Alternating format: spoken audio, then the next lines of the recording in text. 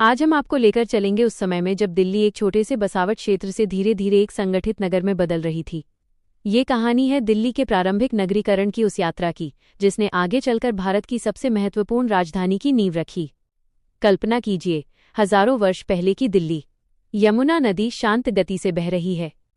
अरावली की प्राचीन पहाड़ियां इस भूमि की रक्षा कर रही हैं। चारों ओर छोटे छोटे गांव, खेती करते लोग और व्यापारियों के कारवां दिखाई देते हैं। यही वो समय था जब दिल्ली में मानव बसावट धीरे धीरे स्थायी रूप लेने लगी। प्रारंभिक समुदायों ने सबसे पहले यमुना के किनारे और जल स्रोतों के आसपास अपनी बस्तियां बसाईं। उपजाऊ भूमि ने कृषि को बढ़ावा दिया, जबकि नदी ने पीने के पानी, सिंचाई और परिवहन की सुविधा प्रदान की। समय के साथ व्यापार बढ़ने लगा। उत्तरापथ जैसे प्राचीन व्यापारिक मार्ग दिल्ली क्षेत्र से होकर गुजरते थे। दूर दूर से व्यापारी यहां आने लगे। वस्तुओं का आदान प्रदान हुआ, नए विचार पहुंचे और छोटी बस्तियां धीरे धीरे व्यापारिक केंद्रों में बदलने लगीं। पुरातात्विक प्रमाण बताते हैं कि चित्रित धूसर मृदभांड संस्कृति, पेंटेड ग्रेवेयर और बाद के कालों में यहां संगठित मानव बसावट विकसित हो चुकी थी।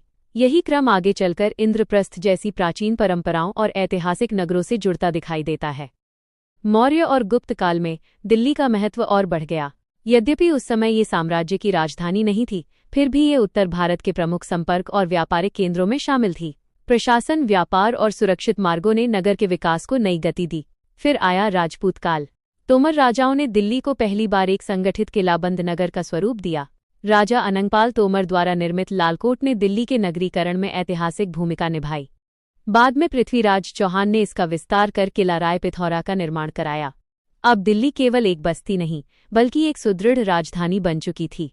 यही वो आधार था जिस पर आगे चलकर दिल्ली सल्तनत, मुगल साम्राज्य और आधुनिक दिल्ली का विकास हुआ। दिल्ली का नगरीकरण किसी एक शासक या एक घटना का परिणाम नहीं था। ये हजारों वर्षों तक चलने वाली एक सतत प्रक्रिया थी, जिसमें प्रकृति, व्यापार, संस्कृति और राजनीतिक शक्ति सभी ने अपनी महत्वपूर्ण भूमिका निभाई।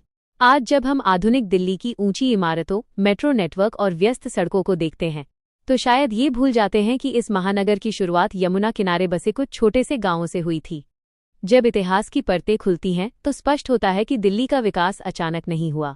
ये अनेक सभ्यताओं, राजवंशों और पीढ़ियों की मेहनत, दूरदर्शिता और संघर्ष का परिणाम है।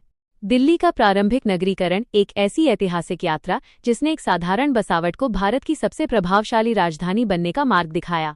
आइए दिल्ली दर्शन की इस ऐतिहासिक यात्रा को आगे बढ़ाते हैं और दिल्ली के इतिहास के अगले गौरवशाली अध्यायों को भी करीब से जानने का प्रयास करते हैं।